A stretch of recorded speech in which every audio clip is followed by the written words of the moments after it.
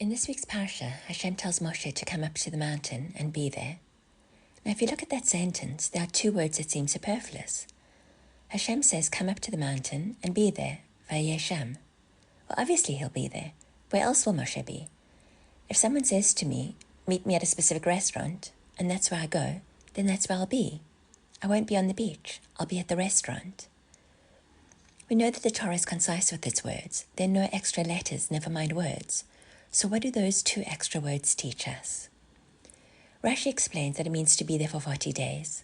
But I heard a beautiful interpretation once that really resonated with me, probably because it's something that I struggle with. Hashem tells Moshe to come up the mountain and be there. It's true that if I meet someone at the restaurant, I'm physically there. But am I really present? Be there suggests a different quality of being present. It's one thing to climb the mountain. It's another thing entirely to really be present at the top, or to really be present along the journey up or down the mountain, for that matter. Our minds tend to be everywhere, more often than not in the past or the future, or anywhere other than where we are now. Hashem says to Moshe, I know you have a nation to lead and an email inbox that needs to be cleared and a calendar full of appointments, but right now, forget the emails, forget what you need to do and what you need to write in X, formerly Twitter, forget everything on your to-do list. Just be here, spending time with me. Today, multitasking is this hallowed ideal. I feel guilty if I speak on the phone and I'm not doing something simultaneously.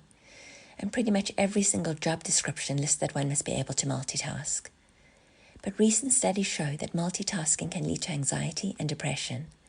And very often, you don't actually accomplish much more, if anything, by multitasking. It's not such an ideal to multitask. Being able to be mindful and totally immersed in one thing is the key to a powerful and meaningful experience. I went for a walk this week at sunset. Usually I go for a walk earlier, but with the tragic news this week, I felt I needed to see some beauty in the world, and so I decided to go for a walk and watch the sun set over the ocean. And it was absolutely magnificent. But what struck me as I was walking, and again, perhaps this is pot calling the kettle black because I was listening to Shiur while I was walking and my mind was racing as it always does. But what struck me was that very few people seemed to be present. I cannot begin to describe the breathtaking view. Yet I saw a couple walking, looking right down at their phones, oblivious not only to the view, but to each other. And even those people who had stopped to look at the sunset were taking videos on their phones. I walked past them and I could see on their screens, I could see the videos. They didn't begin to do justice to the sunset. To be sure, it was still a gorgeous photo to put on Instagram and Facebook and what have you, but it didn't do the sunset justice. And it reminded me to stop walking, put off the shiur, take a deep breath, and just to be present and appreciate Hashem's beauty and connect to Him that way. It's not easy. Every week we are given a gift to help us be more present though, and that gift is Shabbos. It's a 25-hour-long opportunity to be there.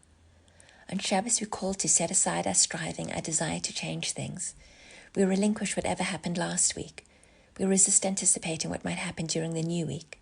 Shabbos is a gift, the day we're given every week to be in the now, to let now be enough, just to be there.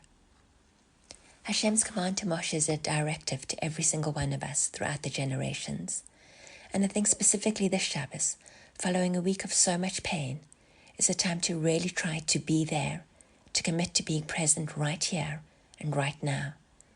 And Be'ezras Hashem, this acknowledgement of what Shabbos is all about, that Hashem is running the world, the closest and the connection that we have with Him that we will feel by just being there, will bring us the nechama, the comfort that we so badly need. Good Shabbos.